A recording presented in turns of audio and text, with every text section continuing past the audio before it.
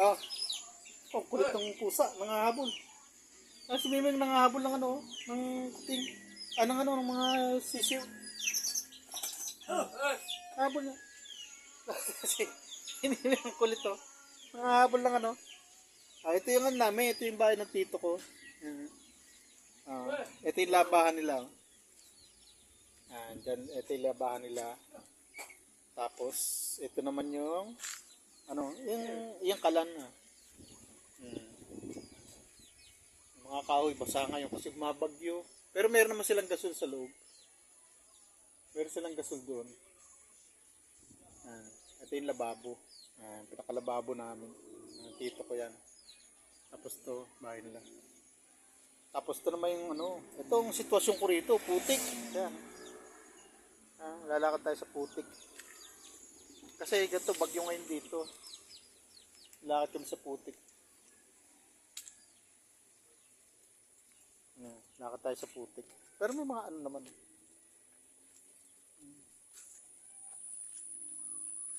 Ito yung lumang bahay yan, ng pinsan ko dati. Eh, inabando na lang, naging bodega na lang. Kasi nagpagawa sila ng bago dito sa Merapan.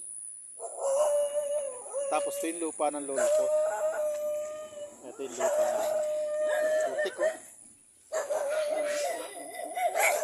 Putik dadaan natin. Galit na mga aso. Ako, mga tunong na manok. Ay, manok ko. Nahabol-habol na ko ng manok.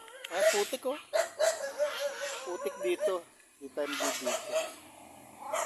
Hala, lubog ang pas putik. Yan, putik na. Yan. Yan, yan putik. Yan. Kasi maalaga manok ng pinsan ko. Mahilig sa manok pinsan ko. Yan. Yan, maalaga niya manok yan. Sa pinsan ko yan. Yung sa pinsan ko mananahi. Yan. Ayan, lawak ng lupa ng lolo ko. Ayun, mga kulong pa manok dun. Tapos may mga alaga pa yata sila dito ng ano. Mamaya i-upload ko ito mamaya. Subukan ko. Testing. Iingay oh. Ano yan? Ito ang buhay nila sa Bicol. Ito magiging buhay ko rin sa Bicol. Sample pa lang to. Hanggang sa.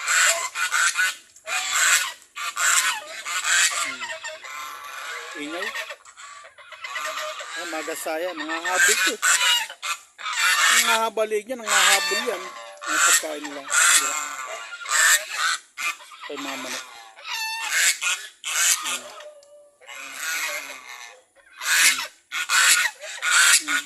Tatlo lang. Ay, pa isang. Meron pa isa doon. Tapos ito naman yung mga bibi.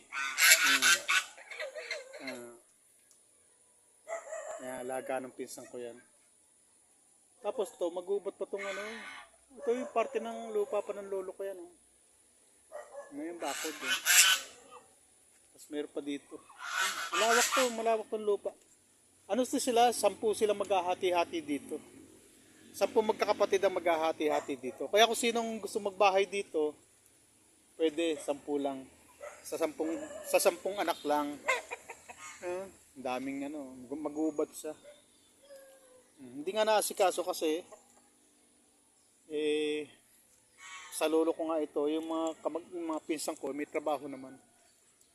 Kaya niya po, ay ito mga natumba pala to ng bagyo. Ayan pala may mga natumba. O tapos mga sanga na ano, marami palang tumbang puno dito, pero na maliliit. Ayun pati yung kubo dito. Dati kubo-kubo yun na ano eh. Ito may tumubo pang nyug oh. May sumisibol pang nyug oh. Ayan, magiging lalaki rin yan. Magiging nyug din yan. Ito kasi ito dating ano to, kulungan ng baboy. Kaya may mga ano dyan oh. Napakay na. Ito kulungan din ng baboy. Ah, malawak yung lupa. Kaya lang ano, pumaputik. Baka kung ano, baka may ahas dito, baka may matapakan tayo dito ng ano. Ayan oh. May natumba palang puno ng bulak. Puno ng bulak yan eh. Ang natumbahan yung ano, yung puno ng kakao. Kakao yata yun o, kape. Ewan ko. Ayan o. Ayan, bagay pa yun lupa ng lolo ko. Ayan. Ito, malawak pa yan. Hanggang doon pa yan o. Doon. Malawak pa yan. Malawak ang lupa ng lolo ko. Ayan o. Sa amin yan, party-party yan, kaya lang hindi nila pinagpa-party-party yan. Ito, para sa 10 magkakapatid to. Eh wala naman nagtitira, wala naman tumitira dito. Ayan, ang gandang pa yan, oh. Lawak yan, oh. Kita mo, hindi nila asikaso, oh. Yan, oh. Ito, dati naman tong kulungan ng manok pala to, kulungan ng manok. Kaya nasira na, oh. Yan. Yun. Ayun, malawak pa yung lupa ng lolo ko na. Ayun, malawak pa yan, oh. Ay, may anahaw pa sila, may anahaw pang tanim. Ito, puno ng mangga. Tapos ito, puno ng mangga. Ayan. Malawak pa to. Ayan dyan, oh. Ewan ko kung ilang ano to, ilang square meters to. Hindi ko alam ang eksaktong sukat nito, eh. Ayan, hanggang dyan pa yan, oh. Hanggang dun pa. Malawak pa yan. Hindi ko lang alam kung ilang square meters to. Hindi ko naman kasi tinatanong sa kanila, hindi man ako interesado kasi yung mga pinsan ko nakakaalam nito. Yun, malawak yan. Mga puno ng mangga. Pagpunta natin sa bundok, yun, mas malawak yun. Doon. Bukid yun, taniman ng palay at saka nyugan. Saka yung iba naman ang kwento nun. Nahati yun sa dalawang magkapatid. Binigay ng lolo ko yun sa dalawang kapatid ko na katulong sa pagsasaka dati nung araw. Patulong sa pagkukopras. Doon ibinigay sa dalawang lalaki. Kasi yun ang katulong niya. Kaya natituluhan yun sa kanila. Tig-isa silang nyugan. Tsaka tig-isang nyugan. Palayan nyo, nyugan yun, nyugan. Yung palayan, bukod naman yun sa mga mama ko naman yun. 10 rin silang maghahati-hati doon. Bukid naman yung power sa palay. Ito naman yung solar na sinasabi. Ito yung sa baryo na pwedeng tumira kahit sino sa 10 magkakapatid. Pwedeng magbahay dito ng 10. Kaya pwedeng hatiin to sa 10, mapatituluhan ng kanya-kanya. May titulo to, mother title, siya lang. Talagang may titulo to nakapangalan sa lolo ko. Hindi pa napaparty-party. Tsaka wala naman nag-aasikaso, ayaw ng lolo ko na ang goal talaga ng lolo ko, huwag ibebenta yung lupa, huwag ibebenta ng lupa. Kasi ito, nabenta na to dati, binenta ng kapatid niya. Ang ginawa ng lolo ko, sinulian, binalikan. Ibinalik niya yung binayad.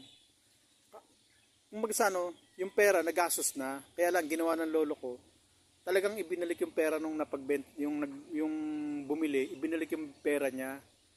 Kahit na yung pera ng pinagbilian ay nagastos na, ginawa ng paraan ng lolo ko na inabunuhan niya. Kaya napasa kanya to. Kasi dapat sa kanila ng magkapatid to, eh. Ngayon kaso, nung ibenta ng kapatid niya, na ibenta, ang ginawa ng lolo ko, sinulo na niya. Binayaran niya yung pagkabenta. Kaya naging kanya to. Pero dapat may kahati siya dito. Kaya ito, naging solo na. Kaya ayaw ng lolo ko na magbebenta ng lupa. Alam niyo ba na may istorya to na lahat na nag-aasikaso ng lupa na to na gustong mahati-hati at para maibenta, namamatay. Kung sino nagkukutsabahan na, ayan, patituluhan natin, hati-hatiin natin. Halimbawa, nilalakad nila, hatiin na. Tapos para makuha ko yung kanya-kanyang parte, tapos ibebenta. Yung nag-aasikaso, namamatay. Yung 3 kamag-anak ko, hindi ko nababanggit kung sino. Sila yung nag-asikaso. Isang tiyuhin ko, tsaka 2 pamangkin. Sila nag-usap-usap dito para hati-hatiin kung paano hatiin, kung paano mapaparty-party at para maibenta. Lahat yun namatay. Napatay na yun. Hindi naman namatay sa katandaan. Yung iba, bata pa nga. Yung iba, nasa 60 pa lang. Yung tiyuhin ko nga na yun, nakasabot sa pagbibenta. 70 pa lang, namatay na. 71. Matay din yun. Parang may umaano sa kala, parang pumipigil na maibenta tong lupa. Kaya kapag inaasikas to, kaya nga sabi ng pinsan ko, na naglalakad nito, namatay na rin yun. Sabi niya, darating yung panahon, itong lupa na to pag-aaway-awayan na lang ng mga matitira kasi hindi maibenta. Kasi nga kahit anong patitulo nila, yun nga, naglalakad dito, pinapatituluhan ng kanya-kanya para maibenta, makuha yung kanya-kanyang parte kasi hindi nga napapakinabangan, abandonado lang. Kita nyo. Ay, ang mga gusto ng ng ibang kapatid, ibentan lang para mapakinabangan yung pera. Alam mo yung nangyayari, yung nag-aasikaso para maibenta, namamatay. O, paano? Dito lang mga kalingap. Bye-bye.